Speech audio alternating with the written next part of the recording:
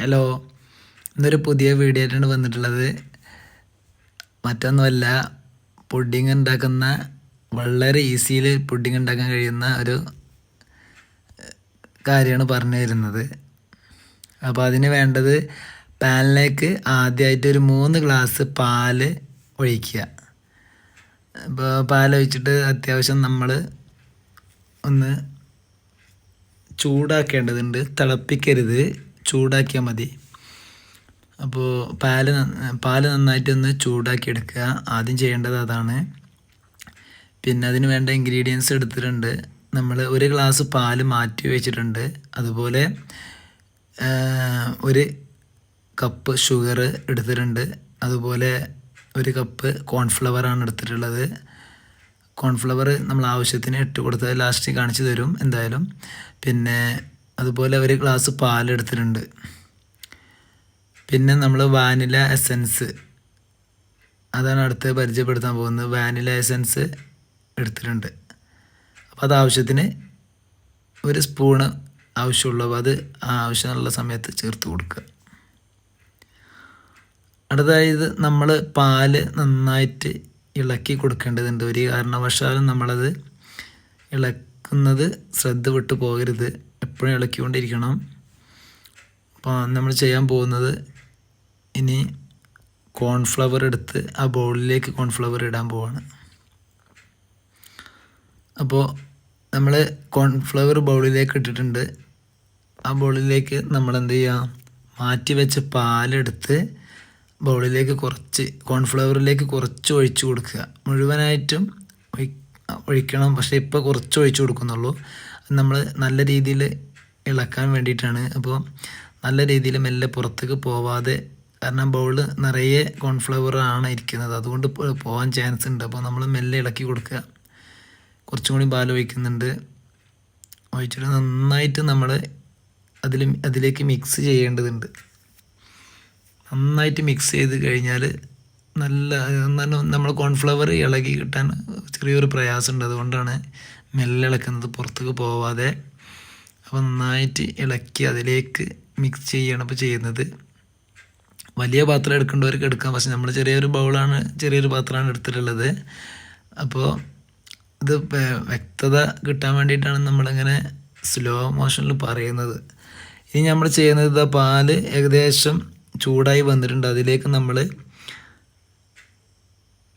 1 cup പഞ്ചസാര ഇട്ടിട്ട് നന്നായിട്ട് ഇളക്കാൻ പോവാണ്. 1 കപ്പ് പഞ്ചസാര ഇപ്പോൾ നമ്മൾ ഇട്ട് കഴിഞ്ഞു. നന്നായിട്ട് ഇളക്കുകയാണ്. നന്നായിട്ട് നമ്മൾ ഇളക്കുന്നത് എന്താ വെച്ചാൽ, അതിൽ ഇപ്പോൾ പഞ്ചസാര ഇട്ടതിന് ശേഷം നമ്മൾ എന്ത് ചെയ്യുക, അത് പാലിലേക്ക് ലയിച്ച് ചേരാൻ വേണ്ടിയിട്ടാണ് നന്നായിട്ട് ഇളക്കുന്നത്.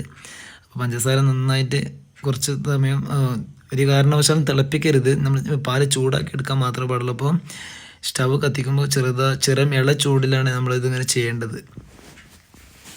ഞാനിവിടെ യൂസ് ചെയ്തിട്ടുള്ള പാല് പെട്ടിപ്പാലാണ്. ഇത് പറയാൻ വിട്ടതാണ്. നിങ്ങൾക്ക് ഇഷ്ടമുള്ള പാലൊക്കെ യൂസ് ചെയ്യാം. എനിക്കിവിടെ പാല് കിട്ടാത്തതുകൊണ്ട് നമ്മൾ പെട്ടിപ്പാലാണ് യൂസ് ചെയ്തിട്ടുള്ളത്. ഇനി നമ്മൾ കോൺഫ്ലവർ കലക്കി വെച്ച് കോൺഫ്ലവർ എന്ത് ചെയ്യുക, അതിലേക്ക് ഒഴിക്കുകയാണ്.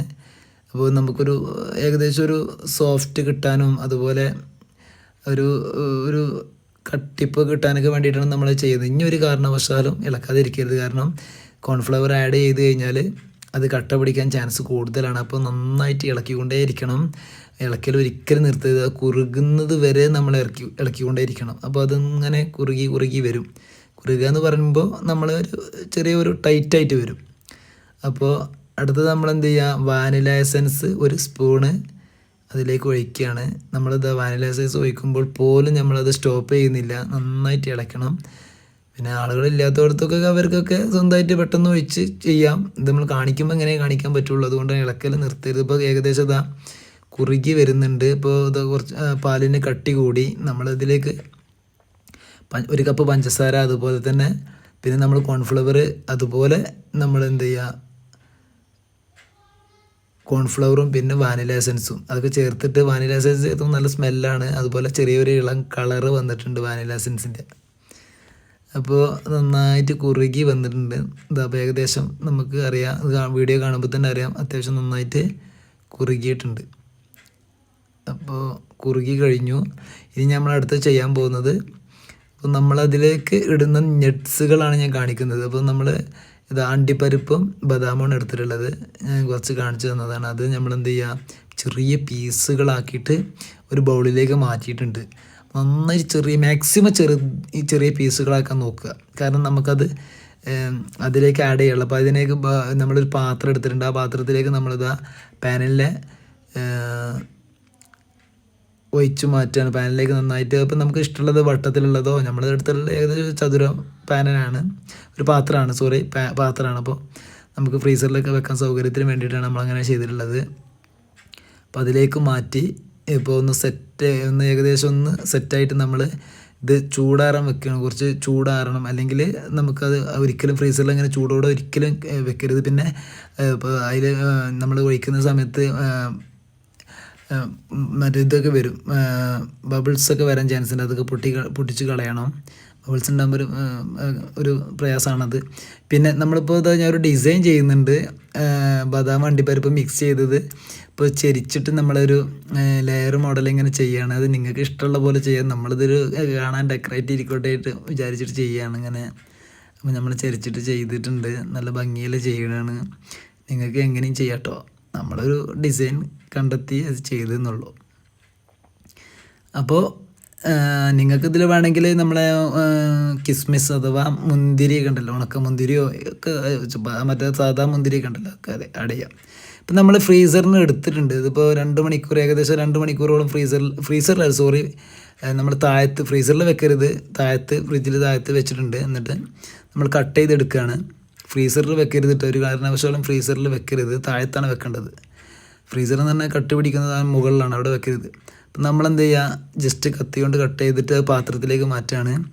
അപ്പോൾ വീഡിയോ ഇഷ്ടപ്പെട്ട എല്ലാവരും ലൈക്ക് ചെയ്യുക, ഷെയർ ചെയ്യുക, സബ്സ്ക്രൈബ് ചെയ്യാൻ മറക്കരുത്.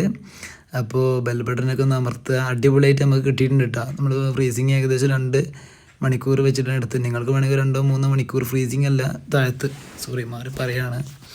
അപ്പോൾ അങ്ങനെ ചെയ്യുക. എന്തായാലും ഇത് പാത്രത്തിലേക്ക് മാറ്റി അടിപൊളിയായിട്ടുണ്ട്. നമ്മളിനി ഒന്ന് കഴിച്ച് നോക്കാം.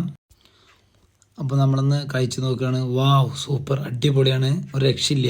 അപ്പോൾ എന്തായാലും വീഡിയോ ഇഷ്ടപ്പെട്ട് ലൈക്ക് ചെയ്യുക, ഷെയർ ചെയ്യുക. അപ്പോൾ അടുത്തതിൽ കാണാം. താങ്ക്